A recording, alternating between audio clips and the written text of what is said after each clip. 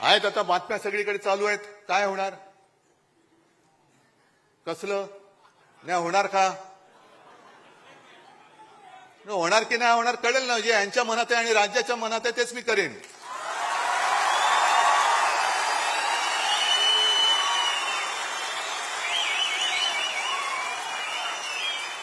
पण ते होऊ नये, ते होऊ नये. मराठी माणसाची शक्ती एकत्र येऊ नये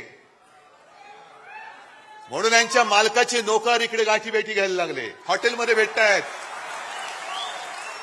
मालकांचे नोकर तुम्ही. कारण जर का मुंबईवरती ताबा यांना मिळाला नाही आणि मुंबई परत शिवसेनेच्या ताब्यात आले, आम्ही घेणारच आहोत.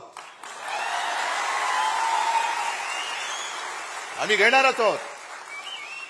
मुंबई जर का पुन्हा मराठी माणसाच्या ताब्यात गेली तर मालकाच्या मित्राचं कसं होणार, अदानीचं कसं होणार. त्याच्यामुळे मराठी माणसाची शक्ती एकवटता कामा नये.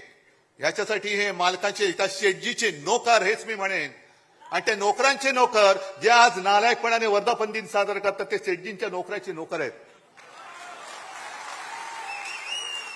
म्हणून किती प्रयत्न चालले, होणारच नाहीत, होणारच नाही. अरे तुला काय करायचं, तुला नाही होत, आमचं आम्ही बघू ना. आम्ही बघू आमचं काय करायचं ते. पण जर तुम्हाला कोणाला वाटत असेल की तुम्ही शिवसेना प्रमुखांचा ब्रँड पुसून टाकाल तर तुमचं नामो निशाण आम्ही महाराष्ट्राच्या धर्तीवरून पुसून टाकल्याशिवाय राहणार नाही. नामो निशाण पुसून टाकू आम्ही भाजपचं या महाराष्ट्रातून. आणि आज तर मी तयारीने उभा आहे. तुमची तयारी काय मला कल्पना नाही. मी तुम्हाला एकच आठवण सांगतोय. माझी तयारी मी तुम्हाला सांगतो. 92-93 साली जेव्हा दंगा भडकला होता देशद्रोह्यांच्या विरुद्ध, तुम्हीच सगळे शिवसैनिक रस्त्यावरती उतरला होतात आणि छातीचा कोट करून मुंबई वाचवली होती. तेव्हा एक व्यक्ती आली होती बाळासाहेबांकडे. बाळासाहेब आता बस झालं, आता पुरे झालं. आता ती कोण व्यक्ती मी सांगत नाही, आज आहे ती हयात. आणि बाळासाहेबांनी सांगितलं की अरे एक पिक्चर मी पाहिला प्रहार नावाचा. कोणाचा? नाना पाटेकर. किती जणांनी पाहिलाय? आहे ना.